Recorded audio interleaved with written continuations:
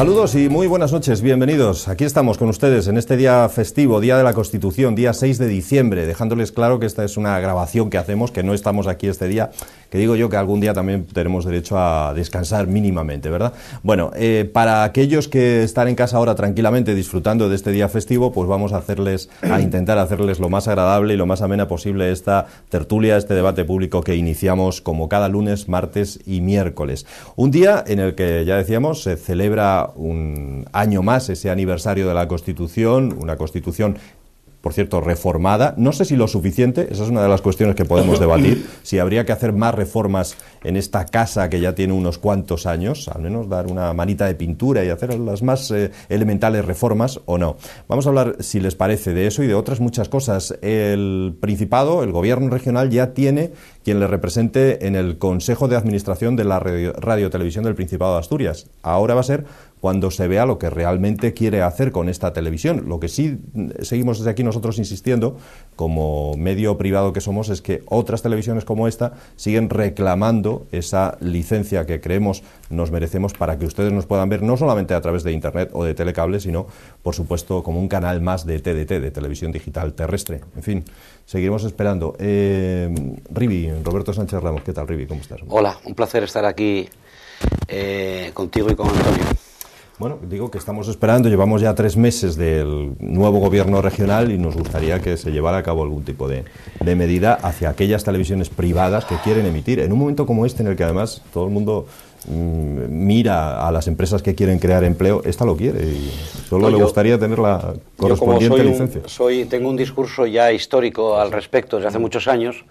He de decir que el gobierno, y si no lo hace el gobierno tendrá que hacerlo el Parlamento, hay unas licencias concedidas hace años a una serie de cadenas privadas para que emitiesen al pueblo asturiano. Pasaron los años, más que suficientes, para poner en marcha esa actividad empresarial en el mundo digital.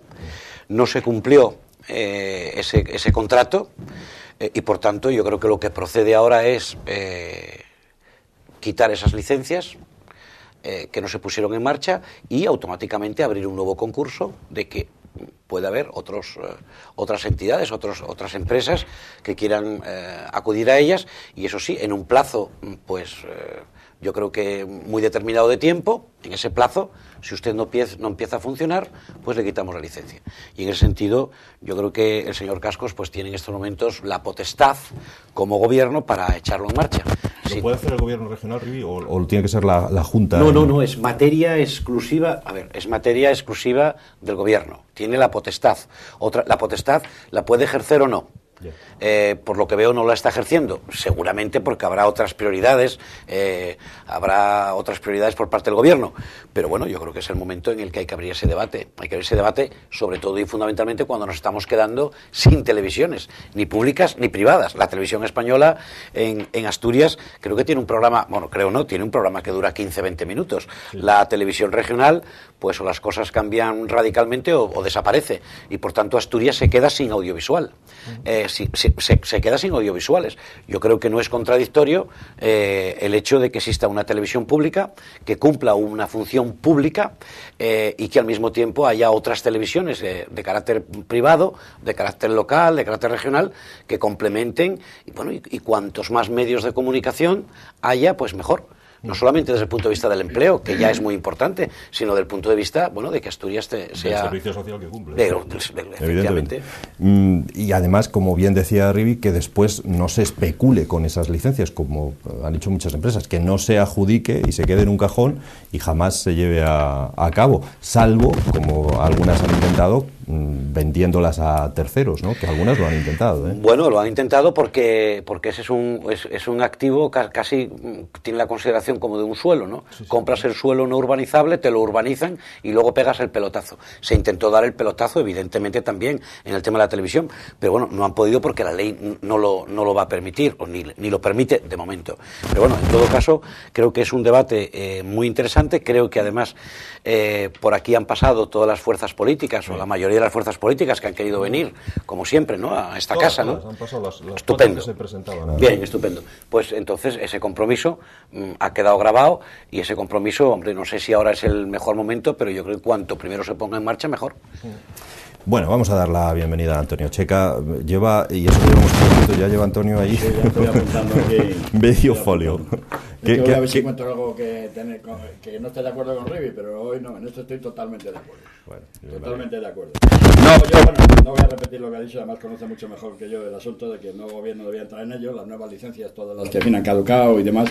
Y hombre, yo siempre cuando sale esto he hecho un cuarto de espaldas con el tema de que quede muy claro, no solo porque evidentemente seamos tertulianos, que venimos con cierta frecuencia, porque simpatizamos con la gente de la casa, porque bueno, que también es así, sino simplemente, hombre, porque tiene que haber un poco de decencia democrática. Es decir, lo que se hizo con esta casa a mí me parece verdaderamente lastimoso.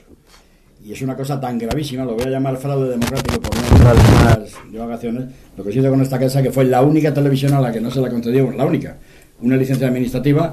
No sabemos por qué, bueno, sí imaginamos por qué, pero bueno. Lo imaginamos. Un segundo, Checa, que le pregunto nada más a Rivi por el ayuntamiento, porque me tiene ahí en ascuas el saber cómo fue esto del pleno, porque últimamente mira que son moviditos los plenos del Ayuntamiento de Oviedo. Bueno, ya lo eran antes, pero no sé si hasta el punto de ahora mismo, ¿no, Rivi?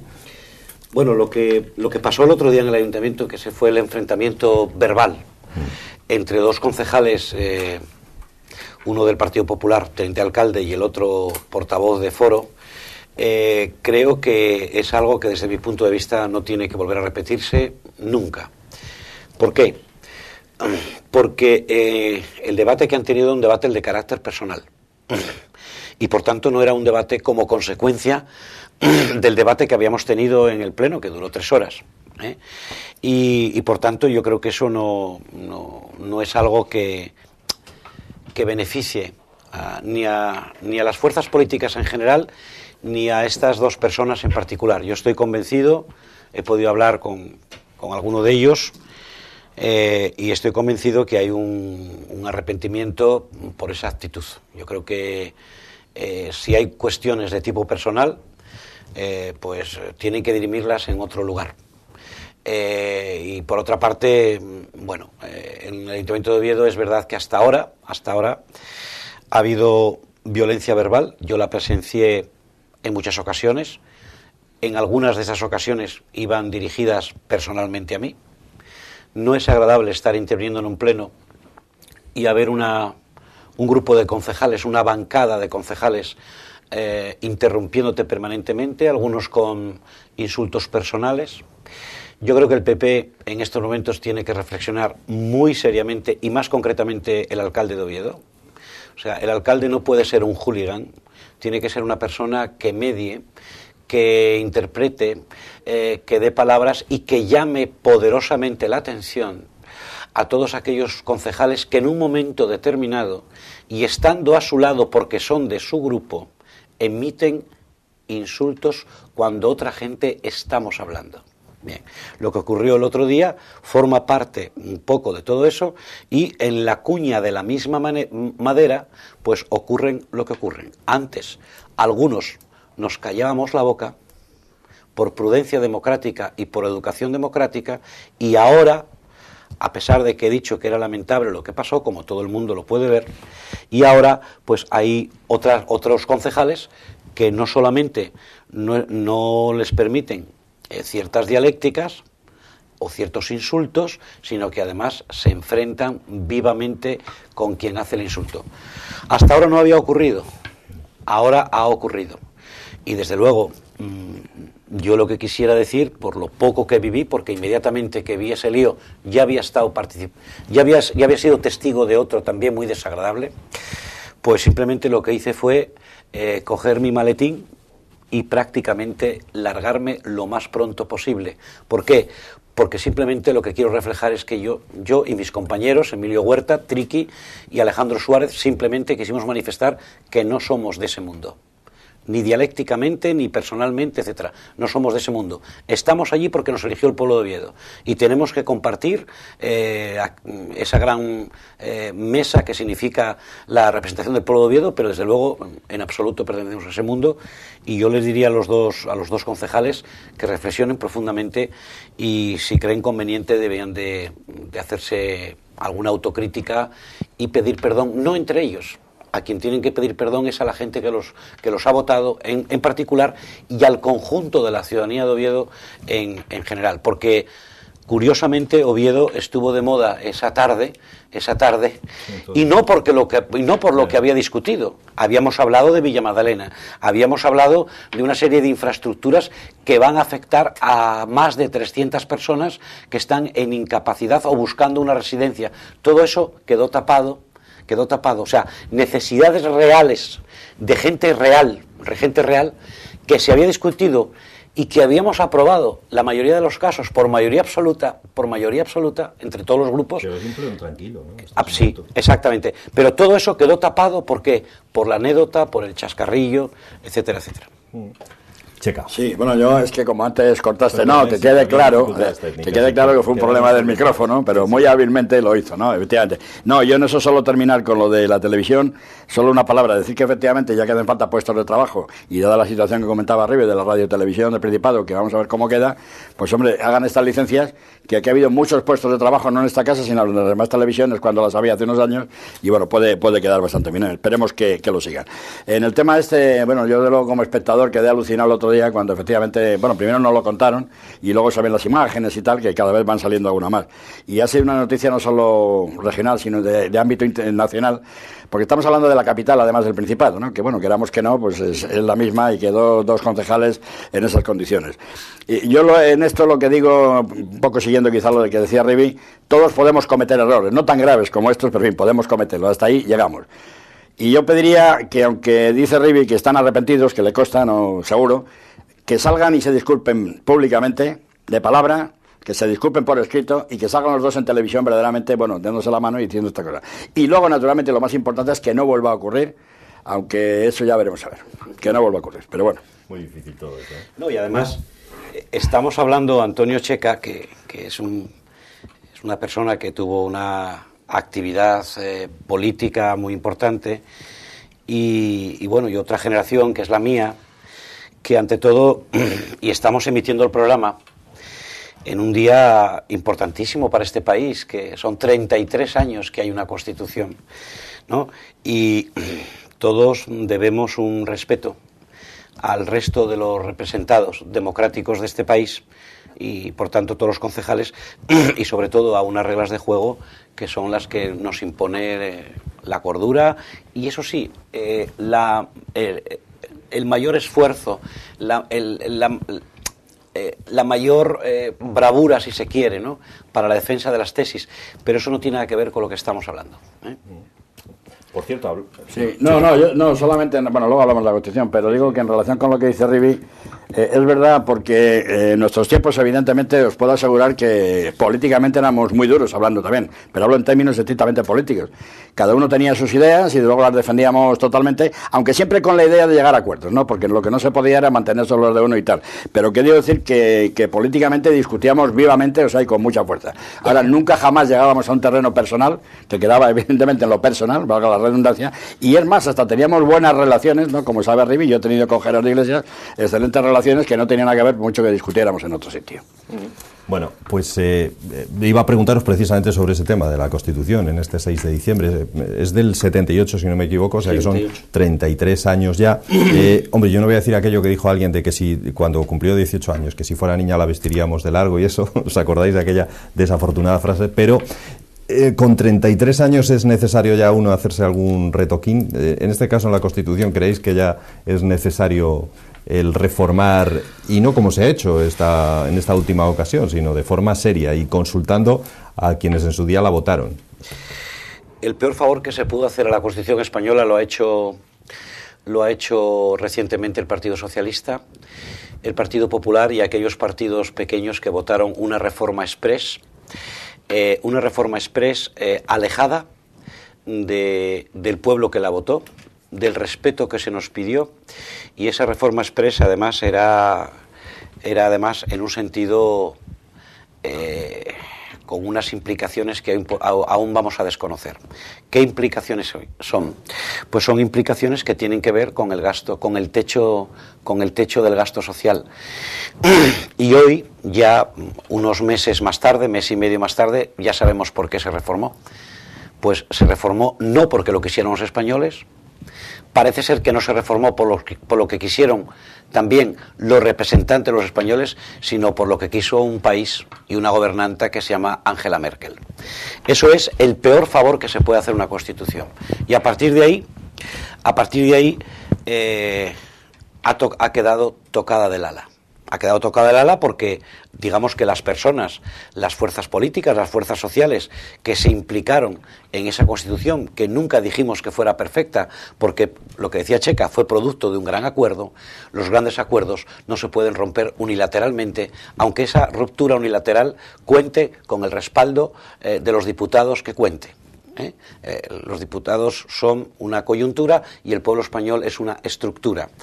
Y diciendo esto, digo que hoy, claro que habría que hacer una sosegada lectura de la Constitución, porque en estos momentos nuestra autonomía como españoles es una autonomía que está absolutamente troceada por unas políticas económicas que no se deciden en nuestro país, sino que se deciden, desgraciadamente, no ya en el ámbito europeo.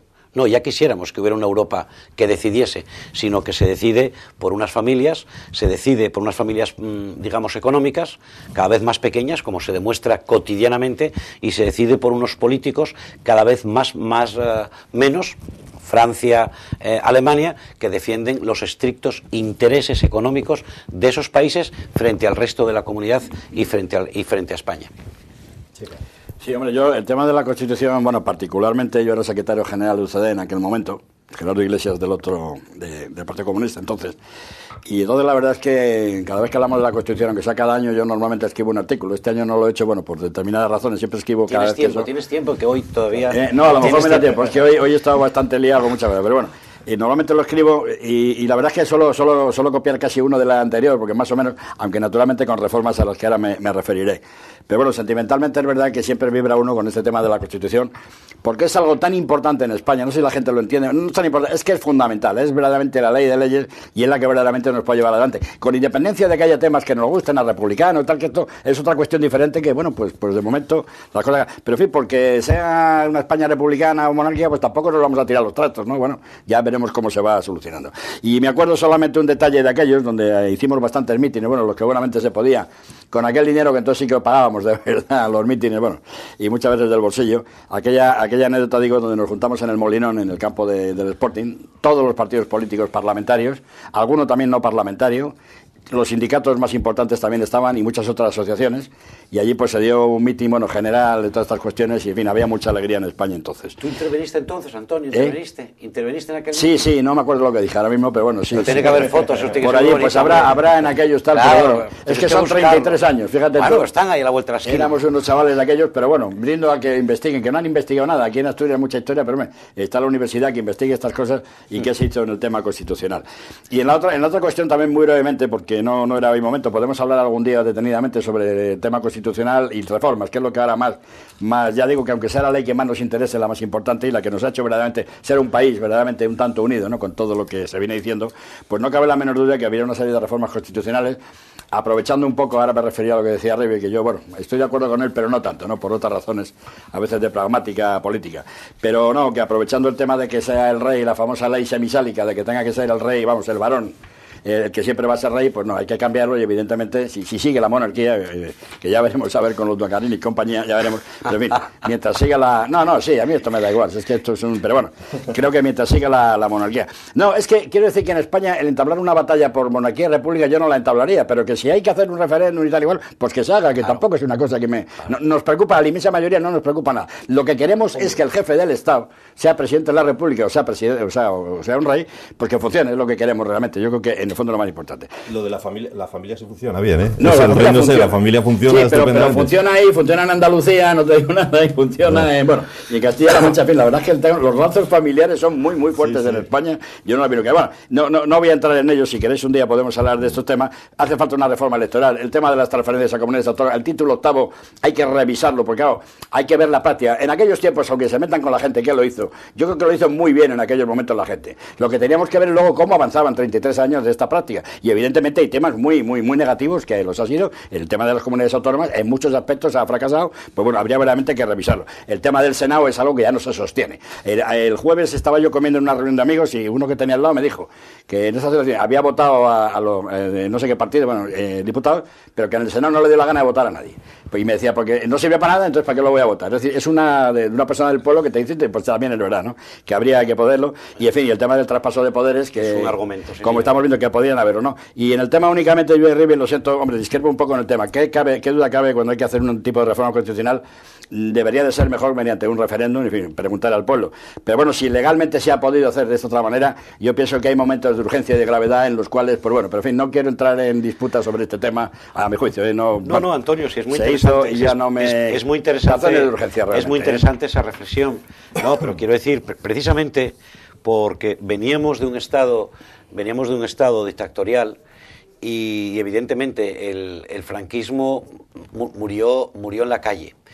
Pero definitivamente el franquismo acabó el mismo momento que aprobamos la Constitución y que tenemos ya un elemento importante para crear nuevas leyes.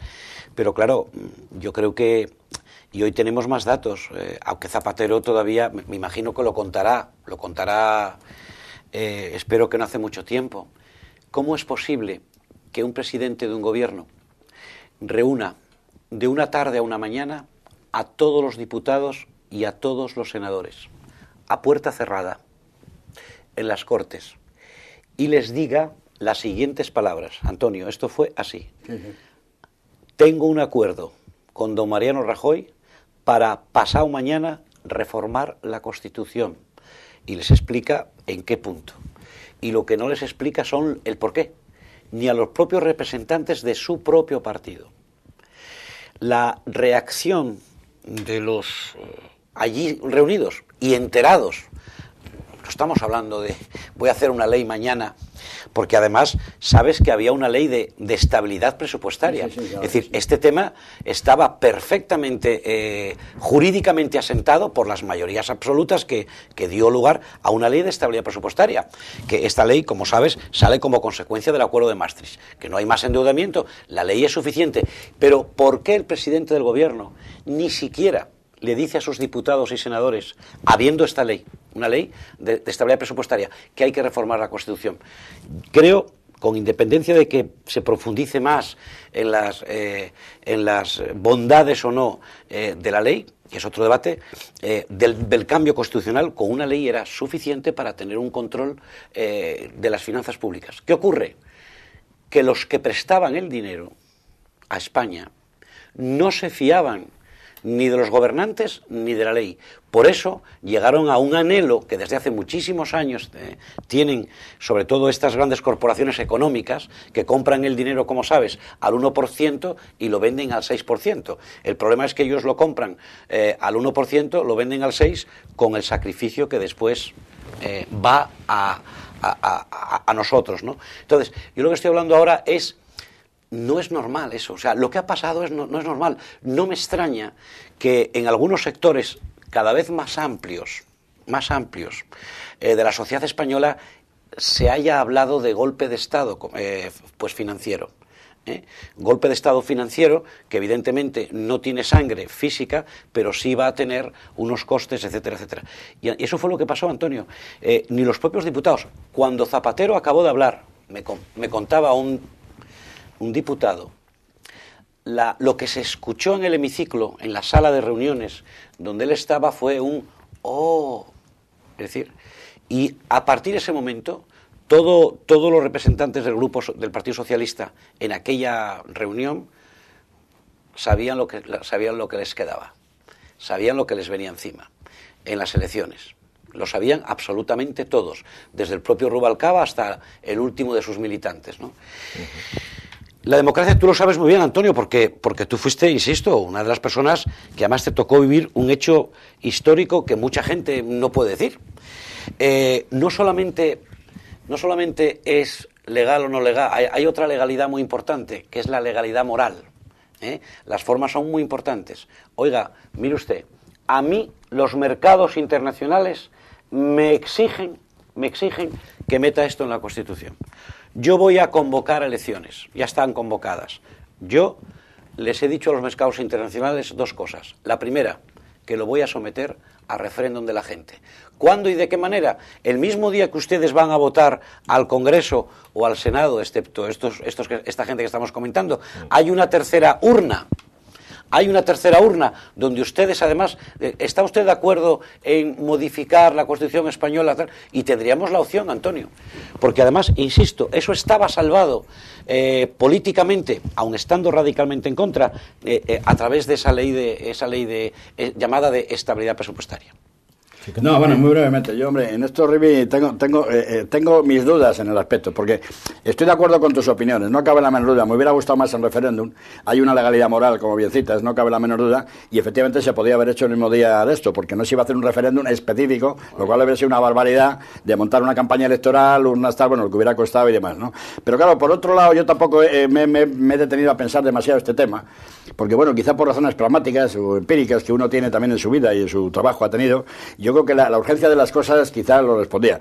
Yo estoy seguro, aunque hago una apreciación que, bueno, habría que haberla visto, de que si esto se llega a llevar a un referéndum ese mismo día, lo hubiera ganado y además muy mayoritariamente este referéndum. En esta periodo seguro, vamos, claro, también habría que demostrarlo, pero bueno, estoy convencido.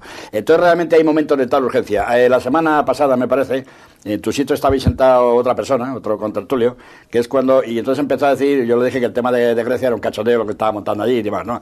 Dijo, no, es que los griegos no tienen por qué pagar todo lo que no sé cuánto y tienen que ser los que han defraudado. Digo, bueno, pues vale, metamos en la cárcel. El caso de Islandia, decía. Sí, bueno, luego lo de Islandia, bueno, ya lo de Islandia ya se sale de madre, ¿no? Pero bueno, mi juicio. Pero cuando el tema de Grecia le dije, bueno, pues vamos a coger a 100 griegos, a 1000 o a 5000, los que quiera. Los metemos en la cárcel. Vale, ya están ahí. Esto es un ejemplo, pero bueno, ¿y qué pasa con Grecia? Y después de eso, ¿qué hacemos? Vayamos a resolver los problemas primeramente. Ya no hablo del tema de Islandia, que eso de decir no pago, bueno, a mí me parece terrible, ¿no? Pero bueno, esto quiero decir con esto que a veces las medidas de urgencia, pues mira, se están tomando en unos países como en Italia, que han cambiado el gobierno. En el caso de Grecia han echado al que estaba, ya han hecho un gobierno de no sé cuántos, y yo no me he detenido mucho. En fin, creo que la cosa no es buena así, es una primera experiencia, pero bueno, razones de urgencia y explicadas, ¿no? Porque falta hacía, ¿no? Y era urgente y el poder hacerlo. Ahora, que mejor hubiera sido una reforma constitucional en pleno, a ver si ya se hace. Pero no. Bueno, a mí no me merece la pena hablar más de esto, bueno, a mí. Que hay otras cosas que podemos ir tratando. El próximo día 19, finalmente, es cuando el Partido Popular, cuando Mariano Rajoy del Partido Popular tomará posesión de su cargo como nuevo presidente. ¿Creéis que el Partido Popular va a acabar con algunas de las cosas que todavía subsisten, que criticaban quizá al Partido Socialista, pero que subsisten en miembros de su partido? Lo digo porque podríamos dar el título de Superwoman, porque es imposible que alguien pueda estar en tantos sitios a la vez, a esta consejera, me parece que es una política del Partido Popular en cualquier caso, que ocupa 13 cargos, 13, como oyen ustedes, en administraciones y empresas. Esta mujer está, pues, es la presidenta del Partido Popular de León, y desde ese cargo, pues es también presidenta de la Diputación de León, es concejala, es vicepresidenta de varias empresas, en fin, 13 cargos, y por todo ello se lleva 150.000 euros. ¿Dónde quedó aquello de un puesto, una persona, o como se quiera decir, Rivi? Bueno, que no sé si lo habrá en otros partidos también, que bueno, probablemente en el PSOE, no sé si en Izquierda Unida. Yo lo desconozco. Yo lo que te puedo decir es que yo ocupo un solo cargo y tengo todas las horas del mundo para echarlo en ese cargo. Yo no me explico. Cuando una persona tiene 13 responsabilidades, seamos sinceros, es imposible que cumpla ninguna de esas responsabilidades. A mí siempre me llama mucho la atención la señora presidenta de la Junta de Castilla-La Mancha, que la veo casi cotidianamente haciendo ruedas de prensa en Madrid. Hombre, yo sé que Toledo a Madrid es una autopista que se llega en una hora, ¿no? Claro, yo me pregunto, ¿y esta mujer, que a su vez sigue siendo secretaria general del Partido Popular, que es un partido, bueno, en estos momentos el que más votos tiene, etcétera?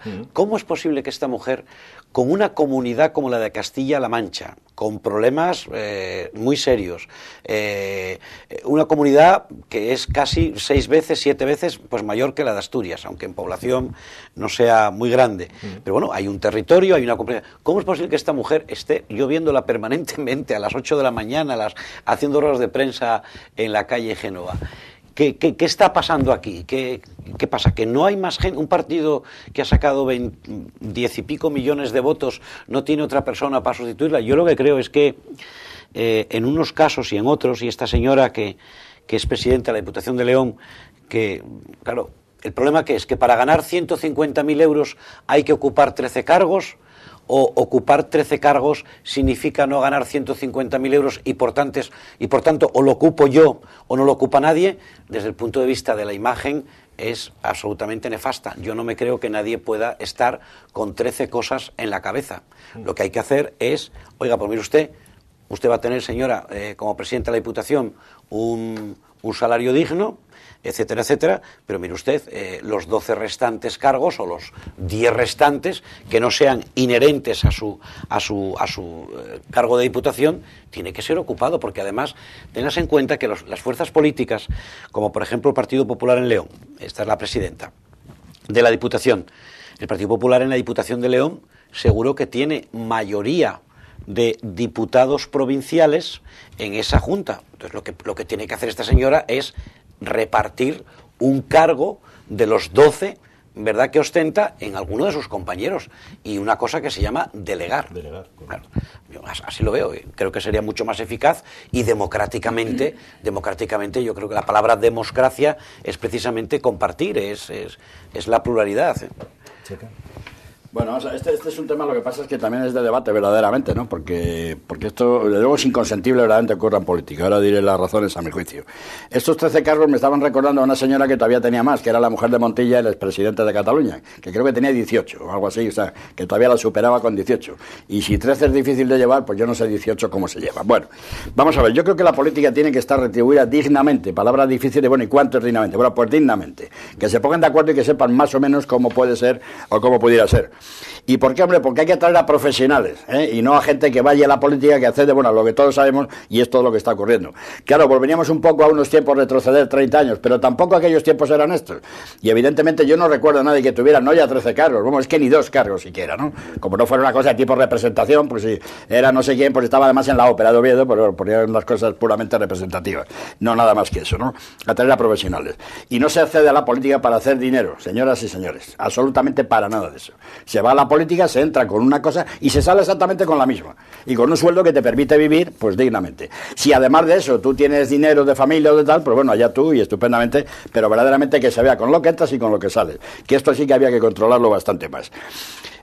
Has estado hablando, como yo aprecio mucho a Cospedal, es verdad, tendrás razón en muchas cosas, pero yo lo aprecio mucho, y todo yo ya me centro en el mismo Castilla-La Mancha, y resulta que el expresidente de Castilla-La Mancha, este señor va a cobrar un sueldo de diputado, bueno, aparte de los desmanes que han hecho económicamente, porque creo que es la más notoria de todas las comunidades autónomas de cómo está aquello. Va a cobrar su sueldo de diputado porque ha salido diputado. Va a cobrar el sueldo de expresidente de Castilla-La Mancha, porque claro, ahora ya cada presidente de cada comunidad sigue cobrando, y además va a cobrar otro sueldo como secretario general de Castilla-La Mancha. O sea, que un hombre que además de todo esto, bueno, pues va a cobrar sus 3 sueldos. Yo, en definitiva, creo que el sueldo de un político debe ser uno exclusivamente, y nada más que uno. Bien, es verdad que el mayor de todos, o lo que él quiera elegir y demás, pero exclusivamente uno. Y que cargos evidentemente a veces se pueden tener más, simplemente porque el hecho de ser no sé qué, pues bueno, te hace tener una serie de cargos de tipo representativo. No pasa nada por ir una vez al mes a un consejo de administración y sentarse, o a un, como digo, la ópera o lo que fuera, pudiera ser, ¿no? Pero vamos, no tantos como 13 a lo mejor. Pero evidentemente que los políticos sepan que van a entrar, además por ley, van a entrar con un sueldo exclusivamente, el que ellos quieran, el más alto evidentemente, pero nada más que uno. Y que sobre todo se les va a controlar mucho su declaración de bienes cuando entran y su declaración de bienes como salen. Porque podríamos hablar aquí largo y tendido de determinados políticos, en este caso del Partido Socialista, porque digo que son los que están saliendo, sobre todo cómo entraron en la política, como José Blanco, y cómo salen de la política, ¿no? Por ejemplo, por citar algún nombre. No, yo creo que hay algo que es vergonzoso. Yo no entiendo cómo puede haber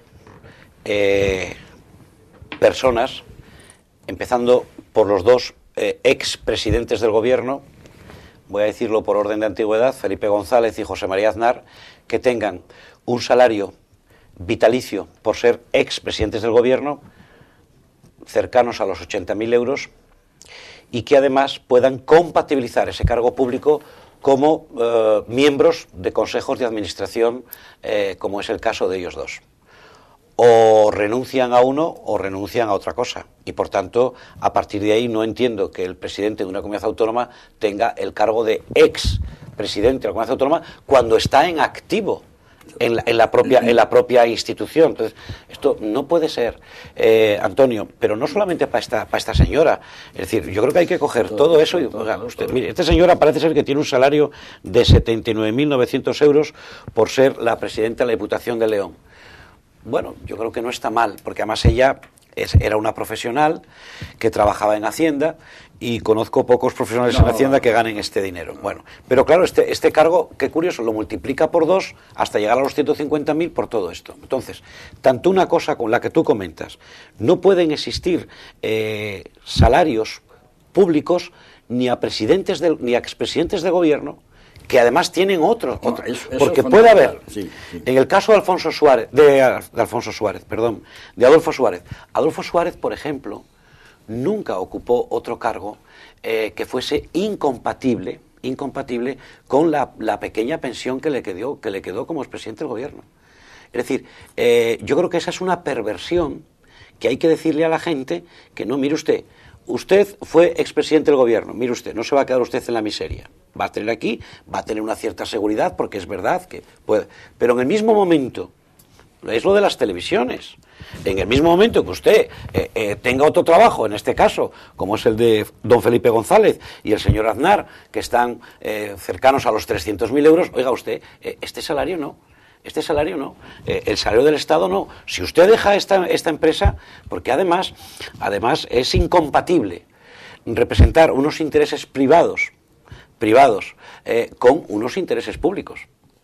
Y por tanto, yo creo que eso hay que meterlo todo en el mismo saco y pedirles a esta gente que se acabaron esas prebendas. No, bueno, muy rápido, que nos tenemos que ir a publicidad. Sí. No, si quieres respondo nada más que... Sí, no, estoy respondiendo a lo que, de alguna forma, la pregunta que hizo Víctor al principio del todo. ¿Van a seguir de esta manera? Pues francamente no lo sé, pero es que esto tiene que ser por ley, porque la gente no se va a autorregular, no nos engañemos. Autorregulación propia no va a haberla. Y no va a renunciar, y entonces va a ser así. Y es verdaderamente, no ya un cachondeo, es verdaderamente vergonzoso lo que ha citado a Felipe y Aznar, ¿no? Felipe González y Aznar, que, hombre, si no tuvieran otro sueldo y vivieran solamente de eso, pues bueno, vamos a entender, cuidado, porque también los expresidentes, digamos que son valores de Estado, ¿no? Italia, y entonces también entiendo que tengan un coche y demás en el oficial, bueno, hasta ese punto sí, pero ya renuncian a este caso, pero no lo hacen porque ellos no lo hacen, que se autorregulen y que tengan un sueldo único y exclusivamente y nada más, ¿no? Y dejar otras canonjías como las cotizaciones de seguridad social, los seguros privados, los no sé qué, que no, de ninguna manera. Bueno, vamos a ir a publicidad, señores, y a la vuelta hablamos de otros asuntos y además algunos relacionados con Asturias, por supuesto, hasta ahora mismo.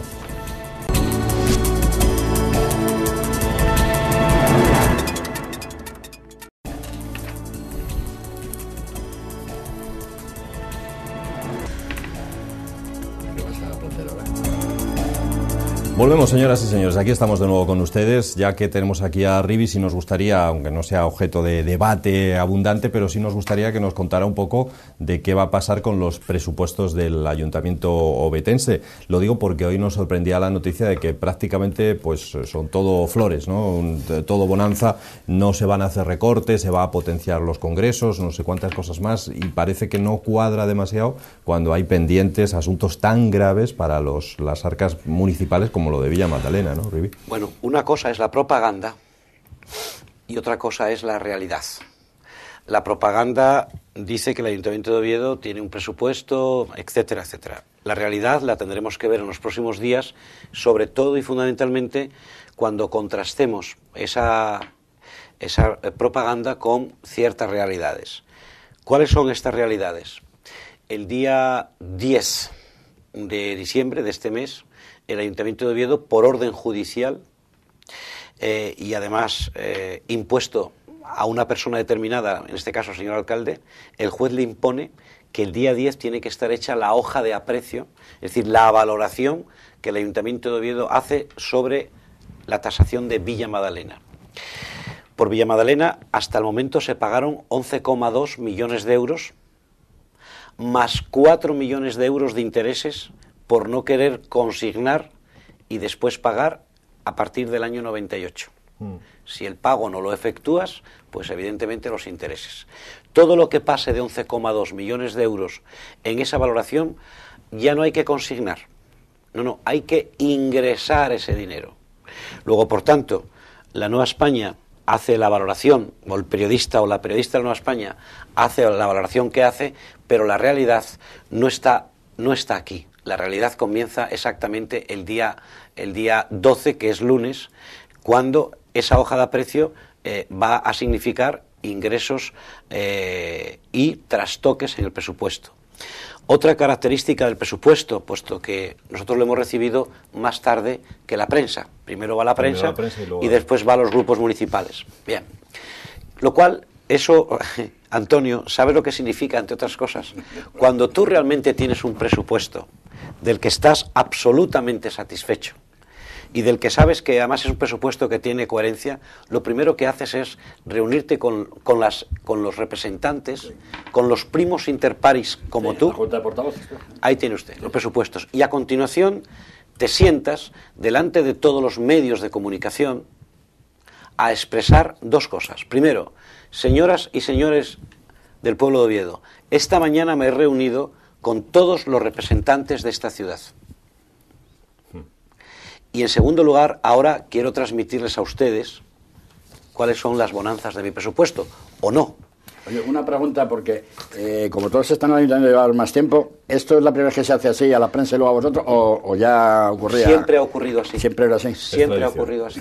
Es tradición. Bueno. Siempre ha ocurrido así. Si es una tradición, tampoco... No, es que tú exageras mucho. Casi un derecho constitucionario, ¿no? Hombre, no, un derecho ya... No, te digo esto porque es muy importante. Es muy importante ligar cada pequeña cosa con la que estamos hablando, con la que empezamos al principio, ¿no? Las formas que son muy importantes en política. No se puede insultar a nadie dialécticamente, pero tampoco se puede insultar con ciertos gestos en este caso, en el caso de Oviedo, a la mayoría del pueblo de Oviedo, porque la mayoría ya no la tiene Gabino, la tenemos otras tres fuerzas políticas. Bueno, con esto encima de la mesa, decir que en Oviedo en estos momentos hay 17.300 personas paradas y parados. En su inmensa mayoría jóvenes, más del 45%. Bueno, ¿el ayuntamiento tiene instrumentos? El ayuntamiento tiene algunos instrumentos para paliar esta historia. O por lo menos llegar a acuerdos con otras administraciones. ¿Cuál es la oferta pública de empleo para el año que viene? Una persona, un bombero. Y además, coincide que es bombero. Que además este cuerpo, este servicio necesita muchas más personas, porque es un servicio que se está quedando mayor, un servicio que la media edad va avanzando, pero además, curiosamente, se produce otro fenómeno de otro servicio también importante, como es el de la policía local, que se amortizaron 15 personas, es decir, 15 personas que han ido a la jubilación y no se han sustituido. Bueno, ¿qué ocurre? Pues ocurre que hay miles y miles de horas extraordinarias con los que quedan, que si dividimos el número de horas extraordinarias entre las horas que una persona echa al año en el Ayuntamiento de Oviedo, 1.600, 1.700 horas, ¿con qué nos encontramos? Pues nos encontramos que podrían entrar a trabajar 15 personas más. 15 más una, 16. Bueno, ya es algo, ¿no? Sí, pero es que además en otros servicios también hay esta cuestión. Esto lo vamos a ver a su debido tiempo y nosotros además aquí lo que hacemos es una campaña llamada de presupuestos participativos, donde vamos a vernos con todos los agentes sociales, con los comerciantes, con los empresarios, con los sindicatos, con toda la gente. Vamos a ir a los barrios y les vamos a preguntar a todos ellos, con este presupuesto encima de la mesa, cuáles son sus necesidades y si este presupuesto o otro más elevado que se puede hacer encajan, porque yo creo que es un ejercicio democrático el hecho de, como el dinero es de todos, hay que hacer un gran esfuerzo para que la gente, sus anhelos, sus necesidades, en algunos casos perentorias, como conocemos, encajen en nuestros presupuestos. Y por tanto, el dinero público se lo devolvemos a la gente en servicios y en obras y además contando con la gente, allí donde se pueda llegar. Donde no se puede llegar, pues porque la situación no lo permita, se le dice y se le pone en la lista de espera, ¿no? Bueno, yo creo que es interesante hablar un poco del presupuesto, sobre todo puesto que tenemos información de primerísima mano, en el sentido siguiente. Claro, tú, Rivi, has dicho que el dinero es de todos, pero tú eres un simple concejal. Y hay una ministra que dijo que el dinero público no es de nadie. Y yo ante lo que diga una ministra, ante un concejal, pues la verdad es que me parece que evidentemente una ministra tiene que ser, por eso es ministra, ¿no? ¿Qué ministra era? No me acuerdo cómo se llamaba, una del PSOE, aquella, no me acuerdo qué decía. Una frase célebre la de de Magdalena Álvarez. O la de vivienda, algo así. No, debe ser Magdalena Álvarez de Con Fomento. todo el ¿no? respeto del mundo, Antonio, bueno, ya, pero bueno, tú y yo sabemos... ante una ministra... Tú y yo sabemos, será muy ministra, la respetamos, claro. pero alguien que maneje el presupuesto general del Estado, que sea capaz de decir eso, es que eso no se lo permite ninguna empresa privada decirlo. En el caso de trabajar en una empresa privada, como sabes. Bueno, y nosotros, que somos la empresa pública, no le vamos a permitir tampoco que lo diga, ¿vale? Bueno, que evidentemente, que lo digo en broma, y que evidentemente Pues lo estoy diciendo... Porque la época zapateril ha llegado a tales niveles donde una ministra se puede permitir estas chorradas, o estas desvergüenzas, mejor dicho, y siguió de ministra una buena temporada. Es decir, esto es de cese inmediato. A esto es a lo que estamos llegando. Bueno, dicho esto, hombre, cuando hablabas, es verdad, de lo del bombero y tal, yo como he tenido siempre la idea, no solamente por las diputaciones provinciales, eliminarlas, como pasó en Asturias, etcétera, etcétera, que no lo voy a contar, pues es verdad que esto podríamos llegar a la fusión de municipios, que son una barbaridad los que hay en España. No tiene que ver con lo que estamos hablando del presupuesto, porque este es el que es, pero el otro también habría que anotarlo y saber que la fusión de municipios podría valer muy bien, porque a lo mejor los bomberos de aquí, más los de allí, más los otros, que están muchos parados simplemente porque es un servicio que ojalá no tengan que salir, evidentemente, claro, mejor estarían y podría funcionar. Pero bueno, dicho esto, yo te quería preguntar, yo aquí no puedo entrar ni salir, no conozco el presupuesto, no sé si os lo han dado hace un tiempo como para poder estudiarlo o ni siquiera lo tienes. Bueno, entonces casi, bueno, además si la prensa realmente ya lo tiene, la prensa va a decir si está bien o mal y entonces para qué vais a votar luego. Tampoco creo que haga falta debate ni lo demás, puesto que ya lo dirían, ¿no? Y que, por cierto, habrá prensa de todos los lados también, que también los hay de todos los lados, que unos dirán que sí y otros que no. Yo, vamos a ver, dos cosas que me interesaban. La primera, lo que has hablado de Villa Madalena, que creo que ha sido el fiasco mayor que ha tenido, creo, Gabino en sus 20 años que lleva, ha sido tremendo, y él lo sabe, pero bueno, claro, tendrá que seguir defendiéndolo. Has hablado de que el día 10 tiene que haber una hoja de aprecio que le pide el juzgado.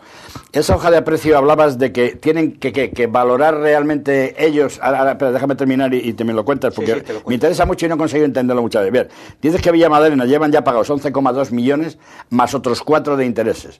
Y entonces en la hoja de aprecio tienen que decir el qué, lo que han pagado ya, lo que creen que vale, en fin, ¿qué es? Nada, es muy sencillo, Antonio, lo vas a entender perfectamente. El Ayuntamiento de Oviedo tenía que haber abonado en 1988, 1988, el Ayuntamiento de Oviedo tomó un acuerdo. 1988. 1988, hace exactamente 13 años y una semana. Sí, sí. Un 27 de noviembre... 98 entonces. Sí, del 98, perdón. 98, ¿no? Hace 13 años. Hace 13 años el Ayuntamiento de Oviedo expropia, hace 16 años, el Ayuntamiento de Oviedo expropia Villa Madalena. Y hay una controversia entre el propietario y el Ayuntamiento. El propietario finalmente gana en el juzgado, al juzgado de expropiación forzosa y precisa el juzgado de expropiación forzosa que Villa Madalena cuesta exactamente 1.800, casi 2.000 millones de aquellas pesetas. Bien. La Junta de Gobierno del Ayuntamiento de Oviedo, gobernada entonces como ahora por el señor alcalde, toma la siguiente decisión con un informe de los técnicos municipales. 1. Tiene que usted consignar ese dinero porque nos lo impone el jurado de expropiación forzosa. Ese dinero en aquel entonces eran 1.890 millones de pesetas, que serían, bueno, los 11 millones de euros aproximadamente. Bien. Y en segundo lugar, primero consignar, porque además la ley de expropiación forzosa, sus artículos 57, 58 y 59, dice que cuando un jurado de expropiación forzosa a ti, administración, te dice que tienes que consignar esta cantidad, tienes que consignarla, y para ello hay 2 años, o sea, 98, 99 y 2000. En el año 2000 era cuando el ayuntamiento tenía ya el último momento para consignar esta cantidad. Consignarlo significa ponerlo en los presupuestos. Ponerlo en los presupuestos y ahí finalmente, claro, ponerlo en los presupuestos y pagar. Claro. O sea, que se podría haber pagado en tres fases. Presupuesto 98... Y cuadrar el presupuesto, pero con esas cifras puestas. Exactamente. Claro, y cumplías con lo que dice la ley de expropiación forzosa, que fíjate que es una ley del año 56, además. Bien. ¿Qué ocurre? Se toma el acuerdo de consignar tal como indica la ley y tal como decían los expedientes y los técnicos municipales, los servicios juristas, que es lo que... Oiga, mire usted, pasados 13 años, ni se consignó, no se consignaron y hubo que pagarlos. Ya. Lo que pasa que los pagamos, pero claro, como todo atraso, ¿cuánto costó ese retraso? El atraso costó 4 millones de euros, 600 millones de pesetas. El ayuntamiento sigue sin hacer la hoja de aprecio.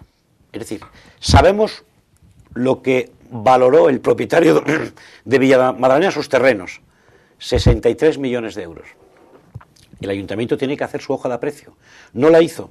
Y entonces los propietarios de Villa Madalena van al juez. Oiga, señor juez, yo digo que mi propiedad cuesta 63 millones de euros. Y el ayuntamiento de Oviedo me dice que cuesta cero, que no cuesta nada. El juez le dice al ayuntamiento, tiene usted 20 días. Al ayuntamiento no. Fue muy singular. Por primera vez en 20 años, al propio alcalde le mete en danza el señor juez y le responsabiliza, como es normal, porque el ayuntamiento es una cosa bastante etérea. Puede ser el pleno, no, el señor alcalde. Entonces ahora hay que hacer una valoración, hay que hacer una hoja de aprecio. Para usted cuesta 63, ¿cuánto cuesta para mí, para la administración? Hay que hacer una hoja de aprecio. Pero claro, esa hoja de aprecio, todo lo que pase de lo ya abonado, hemos abonado 11,2, todo lo que pase hay que inmediatamente depositarlo en la caja. Claro. Bueno, esta cuestión no está contemplada en este avance de prensa, por eso yo hablo de la propaganda y la realidad. Entonces, hoy, que emitimos el Día de la Constitución, bien, y estamos unos días antes, ¿no? Bien, hoy dice lo que dice la prensa, pero seguramente este mismo día, cuando se emita este programa, el comunicado de prensa pues va a ser otro. Porque claro, insisto, ¿qué es la diferencia entre la propaganda y la realidad? Y por eso, bueno, pues van a ser unos presupuestos muy peculiares por dos cosas. Bueno, porque hay menos ingresos. Es verdad que hubo un aumento considerable en este año, o para el año que viene va a haber un aumento considerable, porque debido a las recalificaciones urbanísticas que se operaron en el municipio de Oviedo, el suelo que antes era rústico, ahora es urbano. Y aquellos señores que antes tenían un suelo rústico, ahora al pagar como urbano, ¿qué ocurrió? Que aumentó considerablemente los ingresos municipales. Oye, Rivi, una cuestión. ¿Puede darse, por eso que decías tú de que el juez directamente al alcalde es al que le pide esa cuestión, ¿puede darse que tenga que responder alguien, alguno de los políticos gobernantes, con su propio patrimonio o lo pagaremos los ovetenses? Porque el alcalde hace unos días decía que se ríe, textualmente decía eso. Me río de aquellos que dicen que puedo llegar a pagar Villa Madalena con mi patrimonio. Bueno, don Gabino, ya sabe usted que no es muy prolijo a entender de leyes tanto divinas como humanas, ¿no? Si se demuestra, tendrá que decirlo un tribunal, que él, como responsable de aquella decisión del 27 del 11 del 98, si se demuestra que no ejecutó ese acuerdo conforme los servicios jurídicos municipales decían, efectivamente vamos a la tesis que estás diciendo tú. O lo paga el pueblo de Oviedo o lo paga el alcalde. Mi tesis, nuestra tesis y nuestros abogados, que ya están preparados.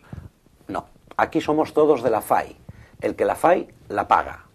Y aquí el que la fizo fue exactamente él. Y tiene él que pagar con su patrimonio. Nosotros vamos a argumentar jurídicamente y políticamente, pero sobre todo en el caso ante un juez no son argumentos políticos, son argumentos jurídicos. Nosotros vamos a demostrar, si se produce ese hecho, vamos a demostrar con documentos que los tenemos todos, pero no solamente con documentos, sino que durante 10 plenos consecutivos, los plenos que configuraban el presupuesto del 99, del 2000, del 2001, del 2002, siempre, Antonio, había unos concejales que levantaban el dedo. Cuestión de orden. Diga usted, señor concejal, en el presupuesto que vamos a discutir este año, 99, 2000, 2001, no hemos visto la consignación de Villa Madalena. ¿Dónde está la consignación de Villa Madalena? El acuerdo de la Comisión de Gobierno del año 98 que compromete. ¿Y qué contestaban? Es una buena pregunta. Cállese la boca la forma más educada es, haga el favor, no moleste, vamos a discutir los presupuestos. Eso está recogido en las actas. Está recogido en 10 actas de las que yo tengo copia literal de ellas mismas. Sí, sí. Y eso lo tendrá que ver un juzgado, porque, insisto, Antonio, pero claro, aquí nadie es responsable. El responsable es el Antonio de Oviedo, los 235.000. Y claro, hasta ahí, ahora, que el alcalde se ría de esas cuestiones, bueno, ese ya es un problema personal, pero desde luego, yo si estuviera en su lugar y con esta documentación y con esta responsabilidad, no me reiría en absoluto, sino más bien todo lo contrario. Bueno, no, yo en este tema no. Yo iba a preguntarle, añadir una cosa más a lo que ha dicho Rivi Checa. Hoy la ministra de Economía, Elena Salgado, ha reconocido hoy en un acto ya de honradez propio de quien ya sabe que no le quedan ni 2 telediarios, que reconoce que deja con el paro una herencia insostenible al nuevo gobierno del Partido Popular. Mi pregunta es, y al hilo de lo que decía Rivi, ¿cuándo va a ocurrir que quien ha hecho una mala gestión pague con no lo de todo, sino con lo suyo? Pues yo, mira, era la pregunta que iba a hacer y casi la contesto a la vez. Es decir, yo en un tema que ha contado, he explicado Rivi muy bien.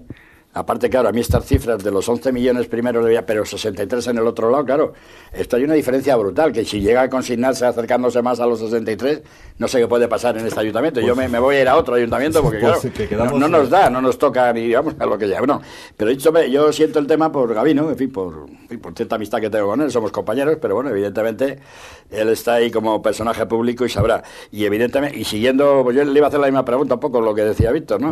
En este aspecto. Es que esto de estos años ha sido un cachondeo total y absoluto. Es que el tema de Castilla-La Mancha, lo vuelvo a repetir porque lo sigo mucho más, estamos ya en 3.000 y pico millones de los 800 que cerraron inicialmente. Y claro, ¿esto qué ha pasado por ahí? Y como esto tanto, ¿cómo se resuelve esto? Pues pienso que en cuanto que haya otros grupos políticos o de oficio los fiscales, la fiscalía, que la hay, anticorrupción y tal, tomen medidas y vayan a los juzgados con estas cuestiones. Veremos a ver. Antonio, mira, vamos a ver, este país tiene muchas cosas maravillosas, en las que nos sentimos todos muy satisfechos, pero tiene unas carencias democráticas muy importantes. Por ejemplo, lo que planteaba Víctor. Bueno, la ministra y el gobierno y el PSOE ya pagó políticamente el asunto. ¿Cómo? Dejándolos con 111 diputados. Bueno, no, 110. 110. Sí, exacto. Como la reducción de velocidad, igual. Había uno colgando por ahí, 110. Bueno, podemos entender, pregunto, no lo tengo claro, ¿podemos entender que eso es suficiente para dar paso a otro gobierno? Pues en muchas materias sí. Pero claro, este país necesita una ley de responsabilidad política. ¿A qué me refiero con una ley de responsabilidad política? Que un cargo público, a cualquier nivel, no puede tomar determinadas decisiones donde exista una negligencia. Y la negligencia, ¿esto qué se hizo? ¿A propósito se hizo a propósito? Porque claro, aquí cabe interpretar todo tipo de dudas. Oiga, ¿usted estaba en connivencia con este señor para no pagarle 11,2 y llegar 10 años más tarde y pagarle 63? Cabe todo tipo de cuestiones. Pero en todo caso, la negligencia, aunque está en el Código Civil, y puede ser penada por el Código Civil, tiene que haber una ley que o bien paga la persona que cometió esa cuestión, o bien paga la fuerza política a la que corresponde. Porque claro, las fuerzas políticas, los partidos políticos, como la administración, tienen que ser responsables subsidiarios del cargo público que presenta en la cuestión. ¿De acuerdo?